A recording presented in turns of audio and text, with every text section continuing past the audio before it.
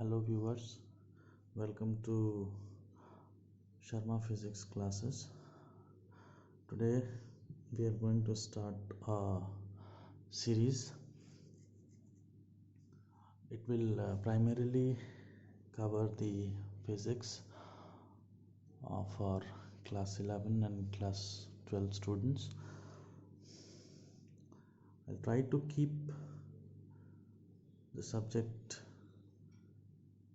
as concise as possible. So we'll start with vectors and scalars. So vector क्या है? एक ये लड़का है राम, ये 3 किलोमीटर प्रति घंटा की स्पीड से चल रहा है, जा रहा है। अब यहाँ पे दो स्टेटमेंट है, एक राम 3 किलोमीटर की स्पीड से जा रहा है, Ram is going at a speed of 3 kilometres per hour, और दूसरा है Ram is going to school from his house at a speed of 3 kilometres per hour. Ram अपने घर से स्कूल की तरफ जा रहा है 3 किलोमीटर प्रति घंटा की स्पीड से। इन दोनों में आपको कौन सा स्टेटमेंट ज़्यादा सही, ज़्यादा एग्जैक्ट लग रहा है? ऑब्वियसली हमारा स्टेटमेंट 2, क्योंकि इस स्टेटमेंट में हमें राम की स्पीड और उसका डायरेक्शन, वो कहाँ जा रहा है, स्कूल जा रहा है या स्कूल से घर आ रहा है या कहीं और जा रहा है, ये इन्फॉर्मेशन भी इंक्लूडेड है। तो वेक्टर क्वांटिटीज़ हम उनको कहेंगे जिनमें ये मैग्नीट्यूड और डायरेक्शन भी होगा। ठीक है, अभी इसको हम लोग डिफरेंस निकालते हैं अगर स्केलर और वेक्टर का। तो स्केलर्स आर क्वांटिटी जिनमें सिर्फ मैग्नीट्यूड होता है और कोई डायरेक्शन नहीं होता है, और इन लोगों को, इसको हम लोग जनरल रूल ऑफ अलजेब्रा के हिसाब से ऐड या सब्ट्रैक्ट कर सकते हैं। जैसे कि 5 किलो का कोई मास है और 3 किलो का मास उसमें हम लोग ऐड करेंगे तो वो 8 kg हो जाएगा। और वेक्टर में 5 + 3 8 हो, ये कोई ज़रूरी नहीं है। क्यों? क्योंकि वेक्टर क्वांटिटीज़ के साथ डायरेक्शन भी इन्वॉल्व होती है, तो हमें उनका भी ध्यान रखना होता है। वो क्या होता है, कैसे होता है, हम आगे देखेंगे। तो वेक्टर क्वांटिटीज़ वो क्वांटिटी होती हैं जिनमें मैग्नीट्यूड और डायरेक्शन दोनों ही होते हैं, और they are added as per the triangle rule of vector addition. Vector को ऐड करने के कुछ स्पेशल रूल्स होते हैं, उनके अकॉर्डिंग ही हम वेक्टर्स को ऐड करते हैं। तो जो क्वांटिटीज़ जिनमें मैग्नीट्यूड और डायरेक्शन हो, प्लस जो triangle rule of vector addition के द्वारा ऐड किए जाते हैं, उनको हम लोग वेक्टर क्वांटिटीज़ बोलेंगे। एग्जाम्पल है velocity, force and electric field. अब इतना तो आपको समझ में आ गया। अब हम लोग आगे बढ़ते हैं। ये एक एग्जाम्पल है, इसके थ्रू हम लोग समझेंगे कि कैसे वेक्टर काम करता है, कैसे चीज़ें होती हैं। हमने एक पाइप लिया है, इस पाइप में मैंने एक बॉल रखा हुआ है। अब इस पाइप को मैं ऊपर की तरफ एक स्पीड से बढ़ा रहा हूँ, ले जा रहा हूँ, वो 3 मीटर्स पर सेकेंड है। और पाइप के अंदर जो बॉल है उसको मैं हॉरिजॉन्टल डायरेक्शन में 4 मीटर पर सेकेंड की स्पीड से चला रहा हूँ। तो ये दोनों चीज़ें मैं एक साथ स्टार्ट कर रहा हूँ, मतलब पाइप अभी एक पोजीशन में है t=0। इसी टाइम इसको एक स्पीड दी ऊपर की तरफ, वेलोसिटी कहेंगे क्योंकि डायरेक्शन भी है, और इसको हमने हॉरिजॉन्टल एक वेलोसिटी जी उसी समय t=0 पे, जो 4 मीटर्स पर सेकेंड, और जो टुवर्ड्स, अगर हम लोग इसको डायरेक्शन के हिसाब से लें तो हमारा ये नॉर्थ है तो ये ईस्ट है, तो टुवर्ड्स ईस्ट या फिर टुवर्ड्स एक्स एक्सिस कह लीजिए, टुवर्ड्स वाई एक्सिस। तो 1 सेकंड के बाद क्या होगा, 1 सेकंड के बाद ये मेरा 3 मीटर ऊपर जाना चाहिए, क्योंकि 1 सेकंड के बाद इसकी पोजीशन 3 मीटर ऊपर होगी, क्योंकि इसकी स्पीड, इसकी वेलोसिटी 3 मीटर्स पर सेकंड है। तो 1 सेकंड के बाद पाइप 3 मीटर ऊपर चला गया। अब बॉल का क्या है, बॉल 1 सेकंड के बाद 4 मीटर आगे जाना चाहिए। तो बॉल 1 सेकंड के बाद 4 मीटर आगे जाएगा, तो बॉल को यहाँ होना चाहिए, लेकिन बॉल चूँकि पाइप के अंदर है तो ये बॉल जो है पाइप के साथ ऊपर यहाँ आ गया। अब उसी तरह फिर नेक्स्ट सेकंड में देखेंगे तो ये 3 मीटर ऊपर चला गया पाइप। अब बॉल को 4 मीटर आगे जाना है, तो बॉल 4 मीटर आगे यहाँ आना चाहिए, बट चूंकि ये पाइप के अंदर है तो ये तो नहीं आ सकता है, तो ये ऊपर यहाँ पे आएगा। तो इसको जब हम लोग सिर्फ बॉल को कंसंट्रेट करके देखेंगे, अगर मान लीजिए ट्रांसपेरेंट पाइप है तो हमको बॉल ऐसे जाते हुए दिखाई देगी। तो इसका मतलब है कि बॉल की वेलोसिटी हमने क्या लिया, 4 मीटर्स पर सेकंड, ये वेलोसिटी है। और इसमें हमने ऐड क्या किया है, बॉल को एक वर्टिकल वेलोसिटी दी है थ्रू दिस पाइप, वो है 3 मीटर्स पर सेकंड, जिसके कारण जो हमें एक्चुअल बॉल को, अगर सिर्फ हम बॉल को ही देखें, बॉल की वेलोसिटी, हम पाइप को नहीं देखें, सिर्फ बॉल की पोजीशन को ही कंसीडर करें, तो वो हमें ऐसे जाते हुए दिखाई देगी, ऐसे, जिसकी स्पीड हमें कैसे पता चलेगी। अब देखिए ये 4 मीटर इधर गया, 3 मीटर पाइप इधर गया, इसको पाइथागोरस थ्योरम लगाएंगे, 4 स्क्वायर प्लस 3 स्क्वायर का अंडर रूट करेंगे, 5 आएगा। तो ये 5 मीटर्स पर सेकंड की स्पीड से जाएगा। इसका एंगल कितना होगा, ये एंगल आप कैलकुलेट करेंगे tan से। देखिए ये 90 डिग्री है, तो ये 90 डिग्री जब होगा तो यहाँ पे हमारा tan थीटा लगेगा, tan थीटा हमारा हो जाएगा, देखिए इसको मैं लिख के दिखाता हूँ आपको। तो हमारा tan, इस एंगल को अगर मैं थीटा पकड़ूँ तो ये tan थीटा हमारा हो जाएगा 3/4, तो थीटा हमारा अप्रॉक्सीमेटली इक्वल टू 37 डिग्री हो जाएगा। ठीक है, इसको हम लोग कहते हैं triangle rule of vector addition. Triangle बन रहा है। अब इसमें क्या है, कुछ चीज़ें ध्यान देने लायक है। देखिए एक वेक्टर का सेंस ऐसा है, ये चल रहा है, इसके हेड इधर टेल, इसके हेड से एक दूसरा टेल मिल गया। अब इन दोनों का रिजल्टेंट अपोजिट डायरेक्शन में आ रहा है, मतलब इसका सेंस उल्टा आ रहा है। अगर ये ट्राइंगल में ऐसे नहीं जा रहा है, ये गलती हमको एग्जाम में नहीं करना है।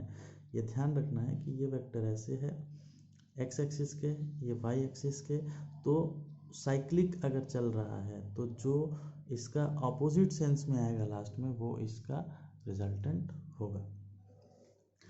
अच्छा, अब एक इसमें ये है नोट, आप लोग ध्यान रखिएगा कि वेक्टर मैंने पहले भी बताया कि मैग्नीट्यूड प्लस डायरेक्शन दोनों होते हैं, और इनको हम लोग एज पर ट्राइंगल रूल, ये ट्राइंगल रूल है, इसके अकॉर्डिंग ऐड कर सकते हैं। लेकिन कुछ क्वांटिटीज़ होती हैं जिनका मैग्नीट्यूड और डायरेक्शन भी होता है, बट उनको हम लोग ट्राइंगल रूल के आधार पे ऐड नहीं कर सकते हैं। वैसे क्वांटिटीज़ को हम लोग वेक्टर नहीं कंसीडर करते हैं। उसका एग्जांपल है electricity. Electricity has both magnitude and direction, magnitude और डायरेक्शन दोनों होता है करंट का, बट वो ट्राइंगल रूल के आधार पर ऐड नहीं होता है। 3 एम्पियर प्लस 4 एम्पियर 7 एम्पियर ही होगा, बट उसको और दूसरा कोई वैल्यू नहीं होगा, तो वो ट्राइंगल रूल को फॉलो नहीं करता है। तो इलेक्ट्रिसिटी हमेशा याद रखिएगा, मैग्नीट्यूड डायरेक्शन है बट वो वेक्टर क्वांटिटी नहीं है। अच्छा, नेक्स्ट, वेक्टर को हम लोग डिनोट कैसे करेंगे।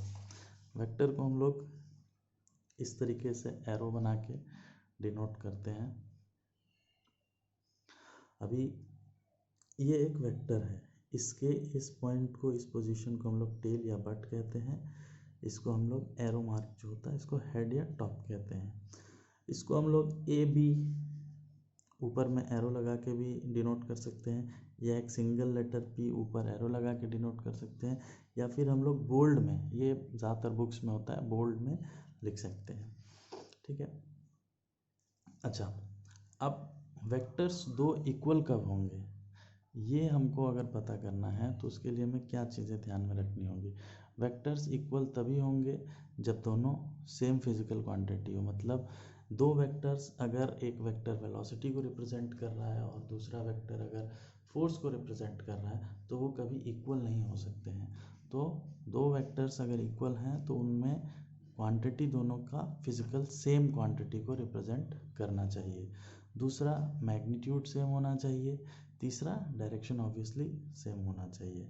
जैसे कि एग्जांपल है, एक कार है जो 30 किलोमीटर पर आवर की स्पीड से टुवर्ड्स ईस्ट जा रही है, वही एक वैन है जो कि 30 किलोमीटर पर आवर की स्पीड से ईस्ट जा रही है, जिसको मैंने यहाँ ग्राफ में दिखाया हुआ है ऐसे।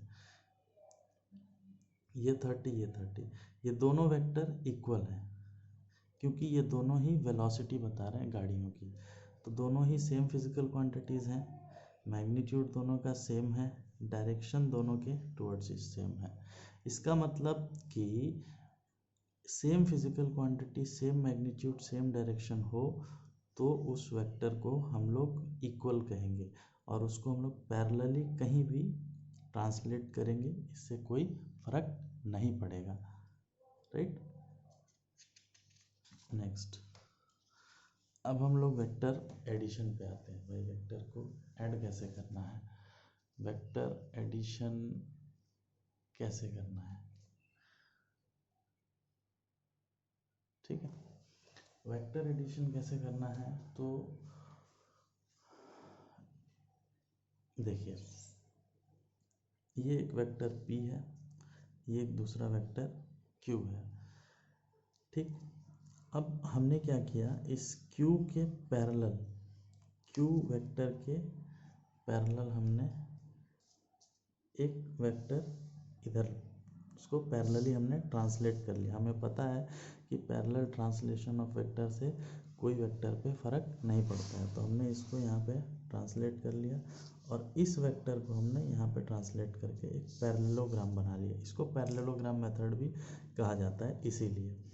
अब इसके बाद क्या किया हमने, यहाँ से एक हमने परपेंडिकुलर ड्रॉ किया, इसको एक्सटेंड किया और इस पे हमने एक परपेंडिकुलर ड्रॉ कर दिया। ये क्यों किया, देखिए हमें पता है ट्रायंगल लॉ ही लगेगा। अब ट्रायंगल लॉ लगाने के लिए हमें ट्रायंगल तो बनाना पड़ेगा। अब ट्रायंगल लॉ मतलब है पाइथागोरस थ्योरम। अब पाइथागोरस थ्योरम हमको लगाने के लिए 90 डिग्री एंगल चाहिए। तो 90 डिग्री हमें कैसे मिलेगा, इसको हम लोग एक्सटेंड करेंगे और यहाँ से एक परपेंडिकुलर डालेंगे तो ये 90 डिग्री हो गया। अब हमारा ये रिजल्टेंट ये होगा पैरेललोग्राम के हिसाब से। या फिर हम इसको ऐसे देखें कि ये वेक्टर और ये वेक्टर ऐसे है, तो अपोजिट जो इसको क्लोजिंग करेगा ये इसका रिजल्टेंट होगा। तो यही वेक्टर है। अब देखिए ट्रायंगल ADE, ये 90 डिग्री ट्रायंगल है।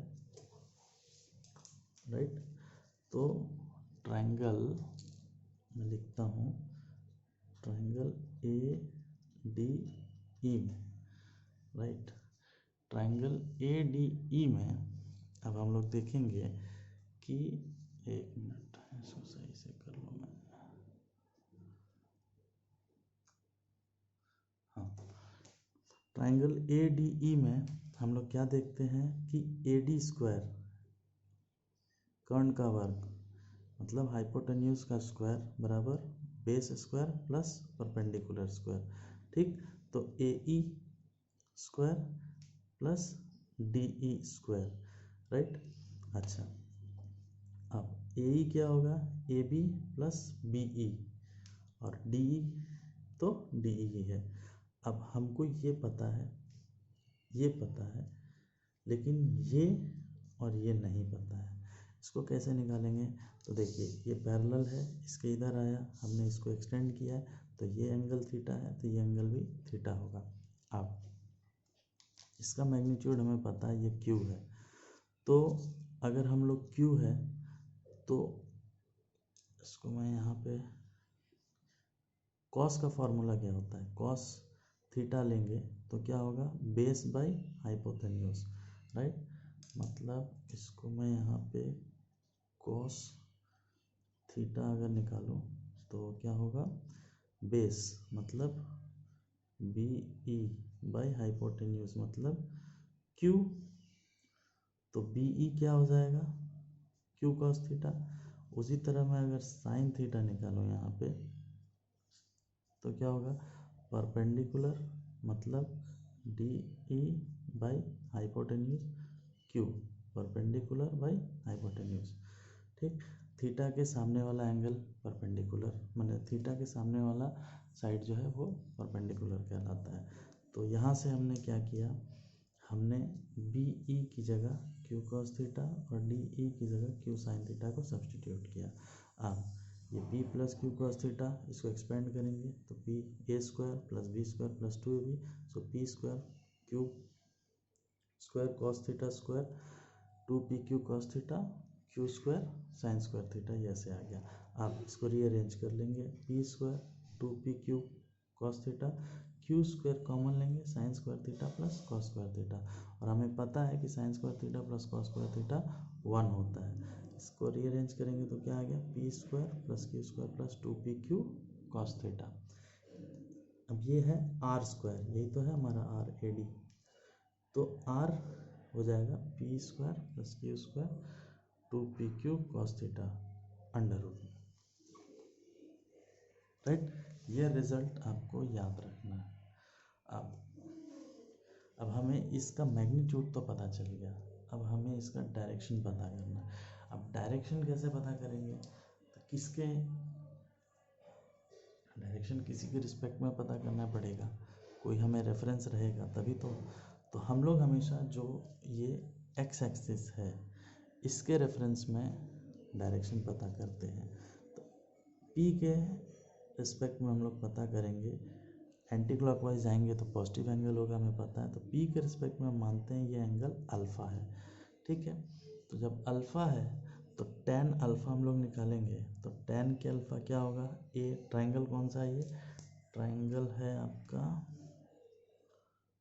ए डी ई में, राइट, ए डी ई में tan के अल्फ़ा क्या होगा, perpendicular by base d e by a e, d e by a e क्या है, a b plus b e, a b plus b. अब हमको d e पता है q sine theta, a e पता है p plus q cos theta, ये हमारा tan थीटा का फॉर्मूला हो गया जो हमारा एंगल बताएगा, ठीक है। ये दो रिजल्ट्स मैंने अलग से लिख दिए यहाँ पे कि कोई भी दो वेक्टर्स हो उनको ऐड करना है तो उनका फॉर्मूला होता है मैग्नीट्यूड का p square plus q square plus 2p q cos theta, और angle q sine theta by p plus q cos theta, ठीक है। अब इसके आधार पर हम लोग कुछ एग्जाम्पल देख लेते हैं। अब एग्जाम्पल हुआ ये पहला, हमने फिर से वही किया है, एक वेक्टर है p, एक q, इसका रिजल्टेंट r है। हमें फार्मूला पता है r is equal to p square plus q square 2p q cos theta, और tan theta is equal to q sine p plus q cos theta. अब इसमें हम लोग क्या करते हैं, अब हम लोग ये दो वेक्टर हैं, हम लोग ये मानते हैं कि दोनों वेक्टर का मैग्नीट्यूड सेम है, मतलब दोनों अगर 5 यूनिट का p है तो q भी 5 ही यूनिट का है, तो क्या होगा, ठीक। Magnitude of both the vectors are same, जब दोनों का मैग्नीट्यूड सेम है तो p is equal to q हो जाएगा, तो मैग्नीट्यूड में डालेंगे तो p square plus p square 2p cos theta. अब ये हो जाएगा 2p स्क्वायर पी स्क्वायर, यहाँ पे 2 छूट गया, ठीक है। अब पी स्क्वायर कॉमन ले लेंगे, अब 1 प्लस कॉस थीटा आपको मालूम है कि ये हो जाता है 2 cos square theta by 2, trigonometry से ये आपने पढ़ा होगा। तो अब इसको सॉल्व करेंगे तो ये 4p² cos थीटा बाई 2 हो जाएगा, अंडर रूट हटाएंगे तो ये 2p cos थीटा बाई 2। ये रिजल्ट आपको याद रखना है। ये बहुत क्वेश्चंस को फास्ट अगर आपको सॉल्व करना है तो ये सारे रिजल्ट्स ही आपके काम में आएंगे, ठीक है।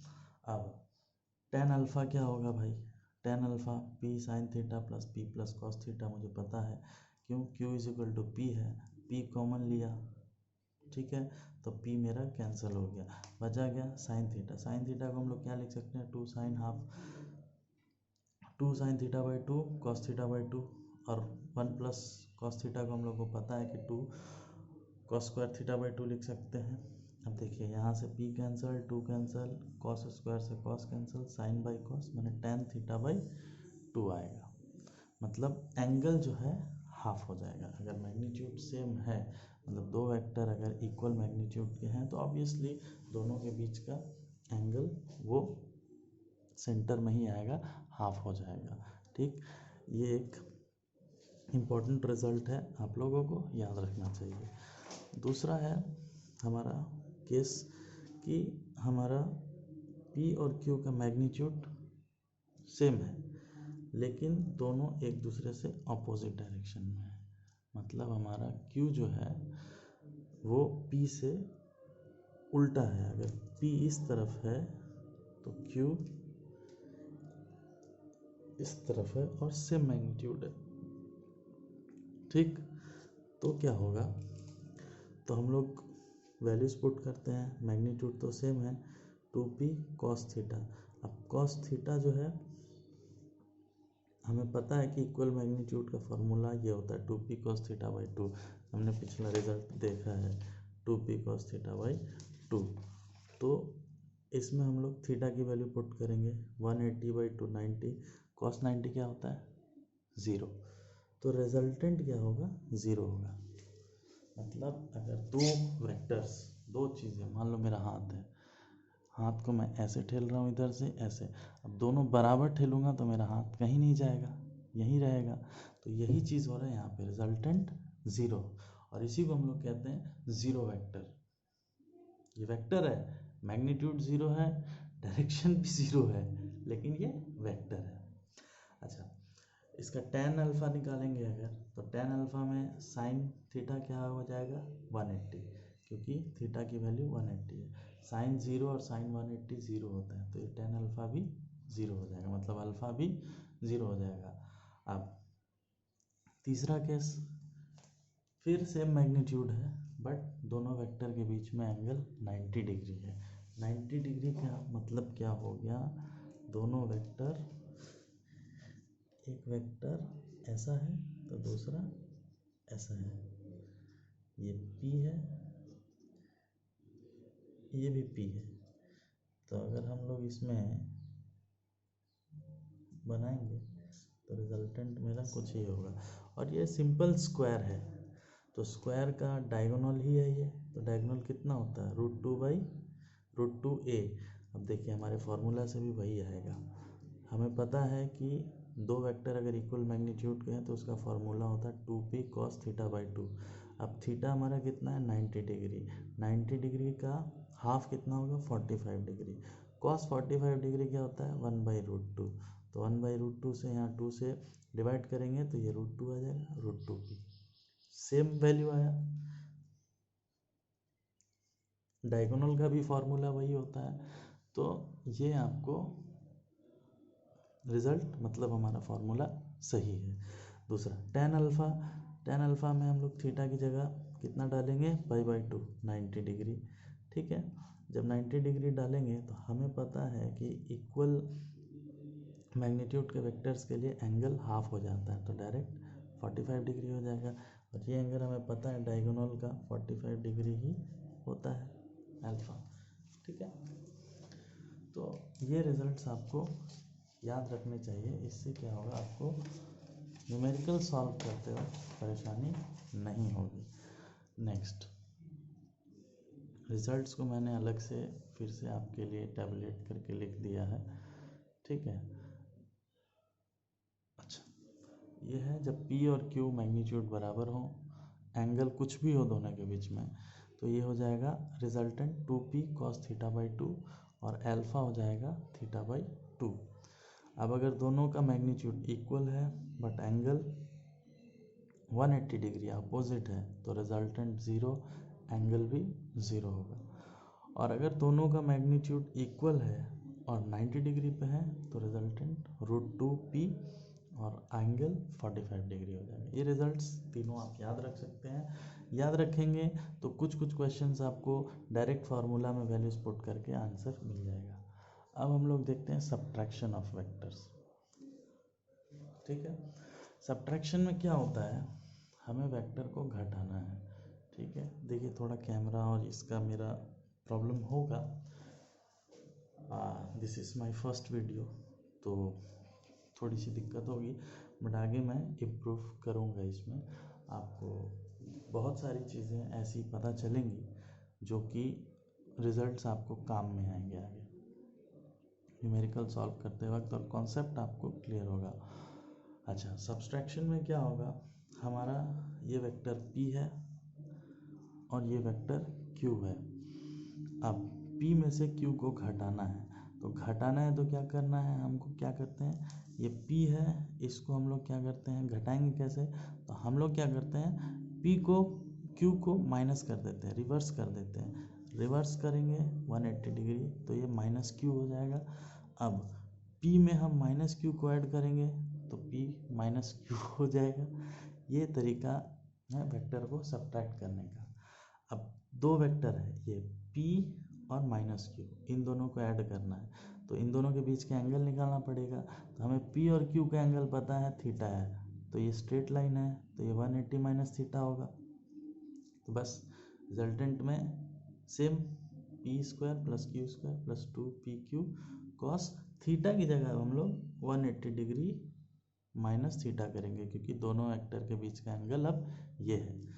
और अल्फा निकालते वक्त हमारा साइन माइनस हो जाएगा, क्योंकि ये एंगल जो रिजल्टेंट का आएगा ये पॉजिटिव एंगल है एंटी क्लॉकवाइज, और ये एंगल जो है अल्फा ये क्लॉकवाइज है, तो ये नेगेटिव हो जाएगा। तो सेम फार्मूला में नेगेटिव साइन हो जाएगा। अब इसको आप ऐसे भी कर सकते हैं, थीटा की जगह 180 माइनस थीटा रखेंगे और इसको सॉल्व करेंगे तो ये negative minus p sine theta plus q cos theta ही आएगा। इसका एक एग्जांपल देख लेंगे। एग्जांपल देखिए, अब हमने क्या किया, p को 5 यूनिट मान लिया मैग्नीट्यूड, q को 7 यूनिट मान लिया, दोनों के बीच का एंगल 60 डिग्री है। अब देखिए ऐड करेंगे तो क्या आएगा, p square plus q square plus 2p cos theta हमारा कितना है 60 की वैल्यू 1/2, ये 10.44 आएगा। लेकिन अगर इसी को माइनस करेंगे तो कितना आता है, देखिए 180 माइनस थीटा मतलब 120 डिग्री, 120 डिग्री कॉस कितना होता है -1/2, तो इसमें से हमारा रिजल्टेंट कितना आएगा 6.244। देखिए ये माइनस हो गया। अब इसके बाद आता है हमारा वेक्टर रेजोल्यूशन। ठीक है, ये टॉपिक हम लोग वीडियो लंबा हो रहा है, नेक्स्ट में कवर करेंगे। और नेक्स्ट में हम लोग vector dot product, cross product और वेक्टर का जो मल्टीप्लिकेशन है और कुछ एग्जांपल्स भी देखेंगे। तब तक के लिए धन्यवाद।